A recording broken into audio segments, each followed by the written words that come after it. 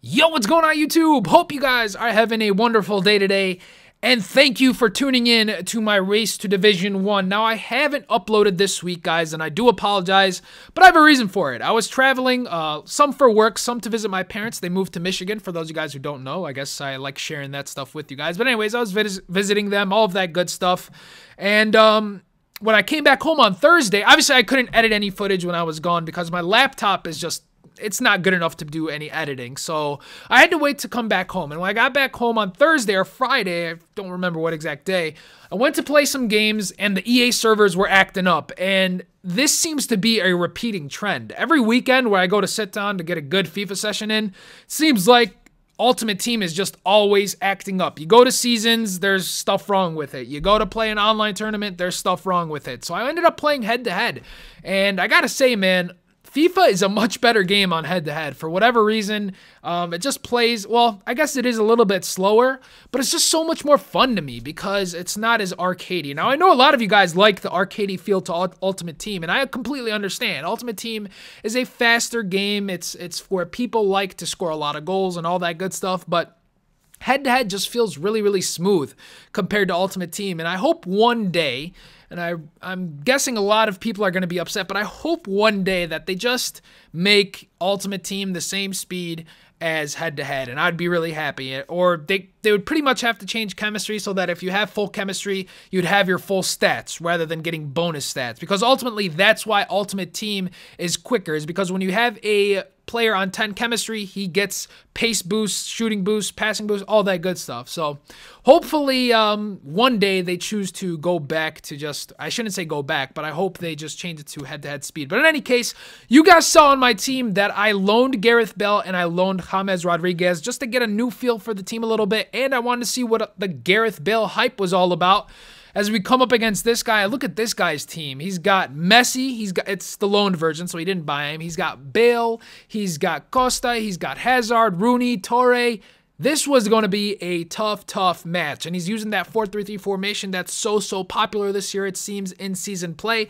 Now, before I got into this match here, I tried to do a little bit of adjustments to my camera just to get a little bit of a zoom out so I can see more of the pitch, because as you guys know, short passing is very good this year. It's snappy, you can do a lot of 1-2s really quickly, but I was a noob doing this because I didn't change my camera to tele broadcast. So if you do this, if you try to change your settings without changing it to tele broadcast, it doesn't work.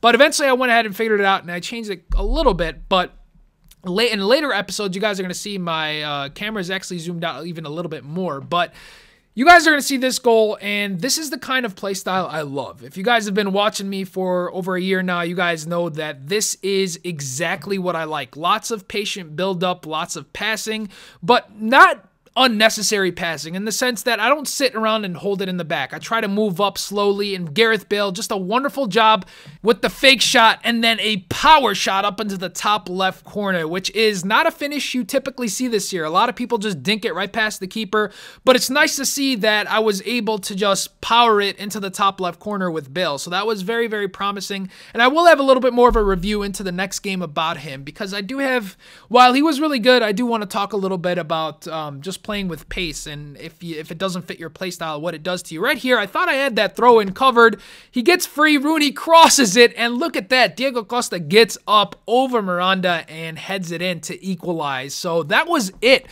for the first half. We were just deadlocked. There was nothing we can do. We were both trying to attack, but both playing good defense. Finally, a nice job again. Look at this. Great passing by my team, which is always great to see. Always great to see when my team is able to pass like this. But he's not really pressuring me, so I was free to do whatever I wanted. And another great shot by Pogba, who is an incredible player. If you guys are making Serie A teams, you got to put him on your team, man, as a midfielder. He's strong. He can dribble, even though he doesn't have the greatest of dribbling stat, but he can dribble, and he's got a decent shot on him. But the main thing is he can boss the midfield for you. He's just a great player. So if you can afford him and you're making Serie A teams, definitely put him on your team here. Great move by Diego Costa and terrible, terrible defending by me. Right here, just stabbing at the ball way too much, which is not the way you want to defend this year. You want to strafe back and kind of just wait for him to run into you, and I was just being dumb. I was a little bit too anxious, and I totally deserved to concede that goal. But we're going to get one back as his defenders run into each other, and Benzema just sneaks it right under his keeper. Maybe it was the rain. Who knows? That's why the ball just rolls right under and the keeper slips. I don't know what happened there. But right here, you guys are going to see why pace is so good. I just literally held down my sprint button and just, boom, gone with Bale and just get around 2 defenders with some skill move and a great finesse shot. That's just crazy. I mean, that's just crazy. Bale is a machine if you're able to do that with him. But sometimes, and this is what I want to talk about, sometimes if you have that kind of pace and you're not that kind of player, you kind of become reliant on him. And if you become reliant and it doesn't fit your play style, you start playing differently and it doesn't work. But this guy, another great team I come up against, 4-4-1-1.